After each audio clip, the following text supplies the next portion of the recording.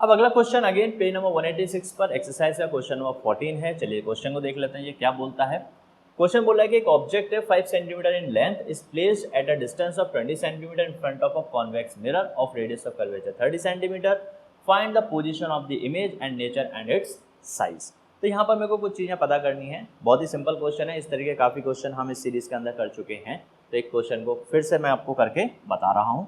तो इस क्वेश्चन के अंदर देखिएगा कि एक ऑब्जेक्ट है। क्या है? सबसे पहले एक ऑब्जेक्ट है जिसकी 5 सेंटीमीटर लंबाई है यानी हाइट है। तो सबसे पहले आप लिखोगे क्या? गिवन। क्या लिखोगे यहाँ पर? गिवन। तो height of the object is what? 5 centimetre.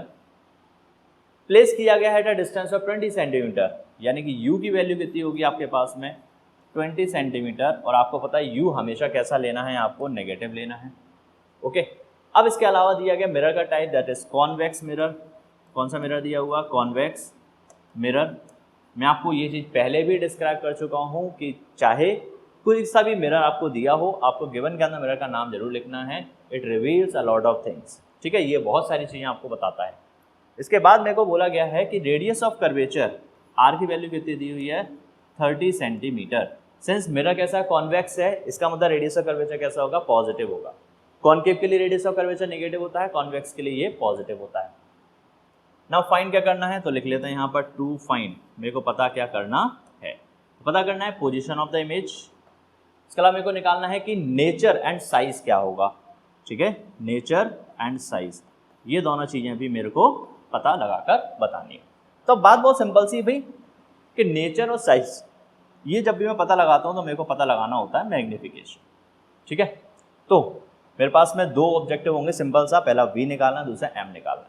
सबसे पहले हम बात करते हैं किसकी? v की। तो कैलकुलेशन में मेरे को v निकालना है, u दिया है, r दिया है। देखो भाई r दिया है, इसका मतलब मेरे को ट्वाइस ऑफ फोकस दिया है। क्या दिया है? r मतलब radius of curvature twice of focal length के इक्वल होता है, तो उसको मैं यहाँ पर डायरेक्टली प्लेस कर सकता हूँ। चलिए तो अभी देख लेते हैं using mirror formula. Using mirror formula, अगर हम मिरर फॉर्मूला की बात करते हैं तो ये क्या होता है? 1/f is equal to 1/v plus 1/u। तो f की वैल्यू क्या होगी? देखो 2f दिया हुआ 30 यानी f की वैल्यू कितनी होगी? 15। समझ पा रहे हो ना? 2f की वैल्यू कितनी है? 30 है, तो f की वैल्यू कितनी होगी? 15। तो मैं यहाँ पर फोकस की जगह पर क्या लिख देता हूँ? फोकल लेंथ की जगह 15, v मेरे को निकालना है, और u की वैल्यू कितनी है? -20। ये हम लिख लेते हैं -20। ठीक है जी। नाउ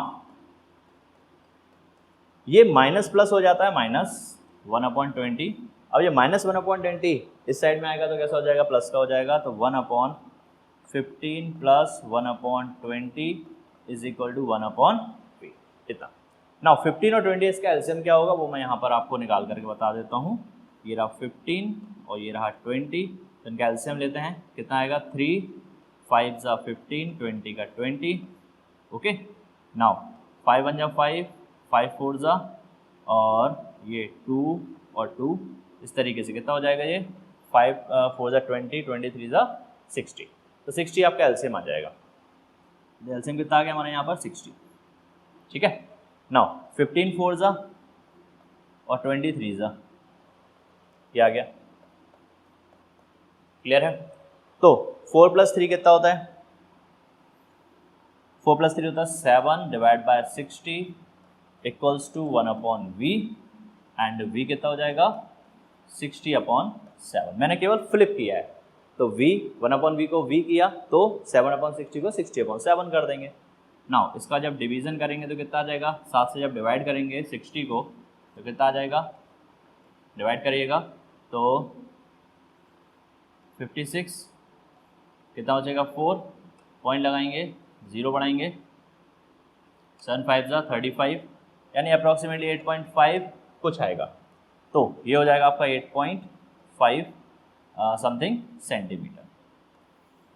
ये तो आपका v आ जाएगा। v मतलब डिस्टेंस ऑफ इमेज आ जाएगी। ठीक है ना। अब मेरे को क्या निकालना है? मैग्नीफिकेशन निकालना है, ताकि मैं नेचर और साइज के बारे में पता लगा सकूँ। तो मैग्नीफिकेशन कितना दिया होता है भाई? -v/u होता है। तो माइनस v की वैल्यू कितनी है? v की वैल्यू है 60/7। तो v हो जाएगा 60 डिवाइड बाय 7 और पूरे का अपॉन में u कितना दिया हुआ माइनस का 20, तो this is your -20, minus minus cancel, ठीक है। तो m की वैल्यू कितनी आ जाएगी, ये आ जाएगा 60/7 मल्टीप्लाई 20, समझ लो ये 7 आ जाएगा नीचे जो 20 के मल्टीप्लाई में आ जाएगा। नाउ 23 तो अल्टीमेटली m की वैल्यू आ जाएगी 3/7 और 3/7 को अगर डिवाइड करते हो तो कितना आएगा भाई, डिवाइड नहीं होगा तो 0 पॉइंट लगाएंगे, 0 बढ़ाएंगे, कितना हो जाएगा 28, बचेगा 2 और लगभग कुछ तो 0 पॉइंट समथिंग कुछ आपका आंसर आ जाएगा। तो m की वैल्यू कितनी आ जाएगी 0.4 समथिंग आ जाएगा। सिंस मैग्निफिकेशन इज पॉजिटिव, आपको यहाँ दिखाई दे रहा है मैग्निफिकेशन कैसा है, पॉजिटिव है। अब अगर मैग्निफिकेशन पॉजिटिव है इसका मतलब क्या है कि जो इमेज बनने वाली है वो वर्चुअल एंड इरेक्ट बनने वाली है। Therefore image will be virtual and erect, image कैसी होगी, वर्चुअल एंड इरेक्ट होगी। ये पहला कंक्लूजन निकल के आ गया। अब दूसरे कंक्लूजन की बात करते हैं कि सिंस m का जो मैग्नीट्यूड है, m का जो मैग्नीट्यूड है वो कहता है 0.4 है, यानी कि magnitude of m is less than 1, 1 से छोटा है, देखो 0.4 यानी 1 से छोटा। देयरफॉर इमेज कैसी बनेगी, स्मॉलर देन ऑब्जेक्ट बनेगी। Therefore image will be smaller than object, ठीक है। तो ऑब्जेक्ट से छोटी बनने वाली है कौन, आपकी इमेज।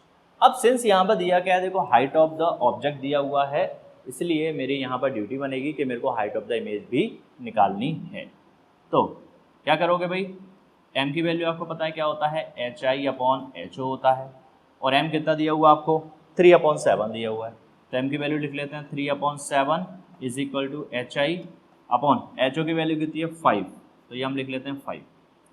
इसको यहाँ पर पहुँचेंगे 5 पे साइड लेके जाएंगे तो कितना हो जाएगा 5 3 ज़ा 15 divide by 7 equal to HI निकालो, क्या हो जाएगा HI equal to 15 divide by 7, और इसको जब डिवाइड करेंगे तो कितना आ जाने वाला है, 7 1 ज़ा 7, 7 2 ज़ा 14, बचेगा 1, पॉइंट लगाएंगे, कितना हो जाएगा 10, तो 7 1 ज़ा 7, बचेगा कितना 3 और ये हो जाएगा 30, तो 7 4 ज़ा 28, तो अप्रॉक्सीमेटली 2.14 सेंटीमीटर ये हाइट आ जाएगी आपकी इमेज की।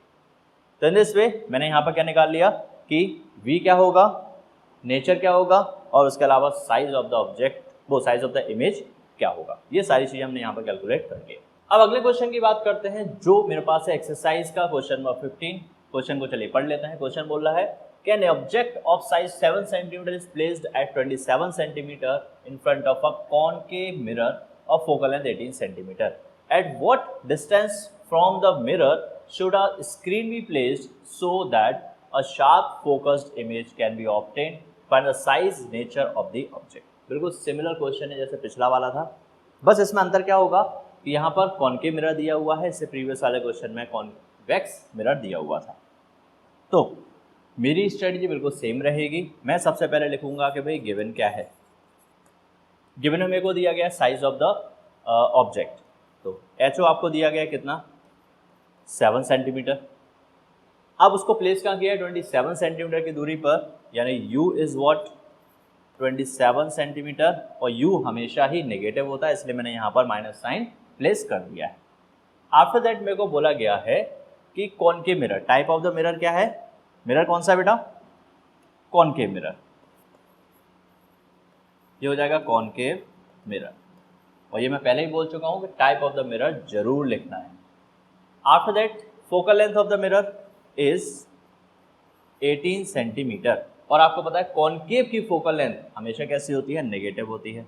तो कॉनकेव के लिए मैं हमेशा कैसे लिखने वाला हूँ, नेगेटिव लिखने वाला हूँ। तो ये आ गया फोकल लेंथ। अब बात आती है टू फाइंड, पता क्या करना है, तो टू फाइंड मेरे को यहाँ पर निकालना क्या है, what distance from the mirror should a screen be placed so that a sharp focused image can be obtained। Sharp focused image पता करने के लिए आपको स्क्रीन कहाँ रखनी चाहिए, तो देखो शार्प इमेज बननी है जहाँ पर स्क्रीन रखनी है, इसका अल्टीमेटली मतलब होता है कि पोजीशन ऑफ इमेज क्या होगी। तो स्क्रीन की पोजीशन मतलब इमेज की पोजीशन क्या होनी चाहिए। उसके अलावा size and nature of the image और निकालना है। क्या निकालना है भाई? नेचर पता करना है, इसके अलावा साइज़ पता करना है, ठीक है। और नेचर और साइज़ के लिए अल्टीमेटली आपको क्या निकालना है? मैग्नीफिकेशन निकालना है, ठीक है। इतनी बात आप समझ चुके हो। सिंपल मैंने गिवन लिख लिया है और टू फाइंड लिख लिया। मैंने वो लिख लिया है कि मेरे को दिया क्या है और मेरे को निकालना क्या है, वो भी मैंने यहाँ पर नोट डाउन कर लिया। अब हम बात करते हैं कैलकुलेशन। कैलकुलेशन में सबसे पहले u दिया है, f दिया, v निकालना है। तो अगेन क्या करेंगे? यूजिंग मिरर फॉर्मूला, मिरर फॉर्मूले का इस्तेमाल करते हैं यहाँ पर। तो क्या हो जाएगा? 1/f is equal to 1/v plus 1/u। 1/f, f की वैल्यू कितनी होती है? -18 इक्वल्स टू 1/v कितना है? v आपको निकालना है, प्लस 1/u कितना है? -27। अब आप एक बात समझ सकते हो कि ये माइनस और प्लस क्या हो जाएगा? माइनस हो जाएगा 1/27। अब ये माइनस से 1/27 उठा के इस साइड ले आओ तो क्या हो जाएगा? 1/27 माइनस 1/18 इक्वल टू 1/v। यहाँ की वैल्यू ना 27 और 18 इन दोनों का एलसीएम निकालने की कोशिश करते हैं। तो यहाँ पर मैं एलसीएम लेता हूँ किसका? 18 का और 27 का। तो क्या हो जाएगा? 3 6 18, ठीक है, और 3 9 27। नाउ 3 2 6 और 3 3 this। नाउ 2 और 3 2 1 2, ओके। 3 3 9, 9 3 कितना होता है? 27, 27 2 कितना होता है? 54। तो एलसीएम कितना आ जाएगा यहाँ पर? 54, ठीक है। तो 27 2 54 और 18 3 54, ठीक है। ये हो जाएगा। 2 - 3 कितना होता है भाई? ये होगा माइनस का 1/54, माइनस का 1/54 इक्वल टू 1/v। अगर मेरे को v निकालना तो इसे फ्लिप करेंगे तो ये भी फ्लिप हो जाएगा। तो v की वैल्यू आ जाएगी माइनस का 54 सेंटीमीटर। ये आ जाएगा आपका v कितना आ गया? माइनस का 54 सेंटीमीटर। क्लियर है? तो मैंने पोजीशन ऑफ द इमेज निकाल दी, यानी स्क्रीन कहाँ पर प्लेस करनी है वो मैंने निकाल के रख दिया। अब बोला गया नेचर एंड साइज के लिए मेरे को निकालना क्या? मैग्नीफिकेशन। तो नाउ मैग्नीफिकेशन क्या होता है भाई? माइनस का v/u। मैग्नीफिकेशन क्या होता है? माइनस का v/u। m equal to -v/u। तो m is equal to minus v कितना दिया हुआ है? v दिया हुआ था माइनस का 54, -54, और u कितना दिया हुआ है? -27। ये माइनस माइनस कैंसिल, 27 1 27 2 तो m की वैल्यू कितनी आ जाएगी? माइनस का 2। ये आ गया मैग्नीफिकेशन। मैग्नीफिकेशन कितना आ गया? माइनस का 2। अब अगेन हम बात करते हैं कुछ कंक्लूजन की। Since m is negative, magnification कैसा बेटा? यहाँ पर मैग्नीफिकेशन नेगेटिव है, इसका मतलब इमेज कैसी होगी? Real and inverted. Therefore image will be real and inverted. Okay, ये हो गया पहला पॉइंट। अब दूसरी बात करते हैं कि m की वैल्यू कितनी आ रही है? m का मैग्नीट्यूड 2 है। तो since magnitude of m is 2, जो कि 1 से बड़ा होता है, तो magnitude of m is greater than 1। 1 से बड़ा है इसलिए इमेज कैसी बनेगी? लार्जर देन ऑब्जेक्ट, ठीक है। तो क्या हो जाएगा? Image will be larger than object. Image कैसी बनने वाली? लार्जर देन ऑब्जेक्ट बनने वाली है, ओके। अब यहाँ पर एक और चीज़ आपको याद रखनी है कि मैंने देखो नेचर निकाल लिया, रियल इन्वर्टेड, साइज निकाल लिया कि बड़ी बनेगी। अब यहाँ पर मेरे को हाइट ऑफ द ऑब्जेक्ट दिया था, तो मेरी ड्यूटी क्या बनेगी कि मेरे को हाइट ऑफ द इमेज पता करनी है। तो हाइट ऑफ द इमेज निकालते हैं। तो मैं यहाँ लिख लेता हूँ, but m is equal to hi/ho। m की वैल्यू कितनी है? माइनस का 2।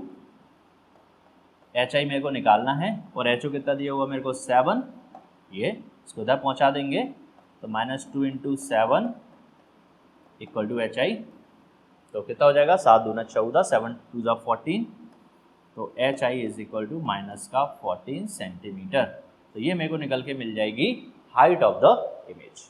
ठीक है, तो इन दिस वे मैंने सारी चीज़ें निकाल दी हैं जो मेरे से क्वेश्चन में पूछी गई थी।